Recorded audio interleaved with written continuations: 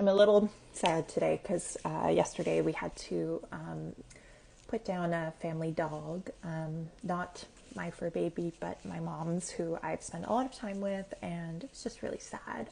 So I think I'm just going to answer this question and probably leave it there today because I think I'm a little too sad to do a full news video today. So I got into journalism, kind of the classic old-fashioned way, like going to journalism school and stuff, but I honestly think that maybe that wasn't a necessary step.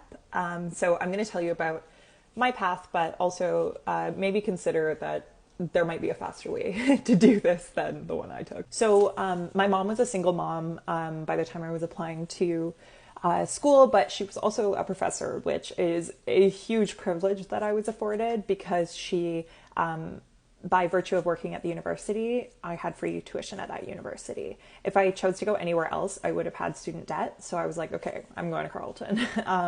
And I ended up studying journalism there.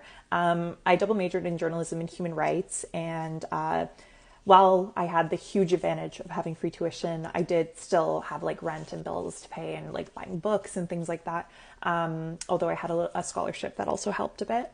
And I worked as a waitress throughout, which meant that I didn't do internships because they were unpaid and I didn't have time for them. I managed to save up enough money that in my fourth year, did an internship at CPAC and an internship at APTN, like right at the very end. And the CPAC internship is normally one that people in like first year do. But that actually worked out well for me because they hired me just on a short contract to help out.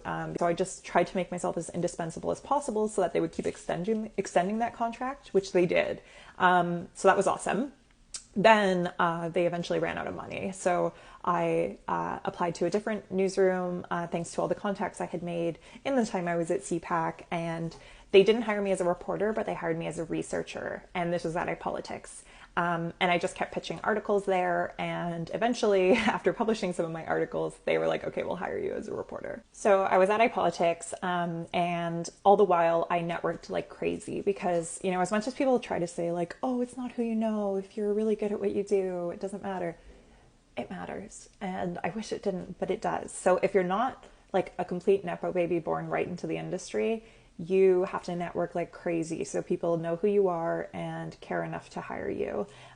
Luckily, that kind of worked out for me, and I built up enough contacts by like going to every single event and constantly being on Parliament Hill and constantly, you know, making sure my reporting was out there that I had friends at CTV who were able to help me prepare for an interview. And ultimately, I got that job. So I was a producer at CTV, but I didn't really want to be a producer. So I immediately started, you know, pitching, writing some articles, and I would stay late after my day was done to write those articles. So after that, a little while of doing that, I was starting to kind of establish myself as a reporter. I was tweeting like crazy too, and was starting to build a following there. So people kind of knew who I was, not just Rachel Gilmore of CTV News, but like just Rachel Gilmore. And then luckily, eventually, Global hired me as a reporter, which took a few tries, but then it happened. And while I was there, I pitched the idea of doing TikToks, and they said, yeah, you can do it, but like it's on top of all of your regular duties. So I started just making them on top of writing my articles and stuff, and it wasn't like a new job or any extra pay or anything. But luckily those did pretty well. And yeah, after that, doing that for a while and also doing a really cool placement with Journalists for Human Rights in Tunisia for a couple months. Global went through some layoffs in March, and I was a part of those layoffs, and it was really, really sad and really hard. But luckily, you know, it ended up being one of the best things that ever happened to me. The reason I say that is because this is the point when I felt like I really finally had full control over the kinds of stories I got to tell. And I've been able to do the kind of reporting without, you know, the level of pushback that I had faced in the past about issues affecting like marginalized communities and things like that. Yeah, so I feel like this is where you guys could skip a step. Like you don't necessarily have to go through this whole effort to climb this ladder.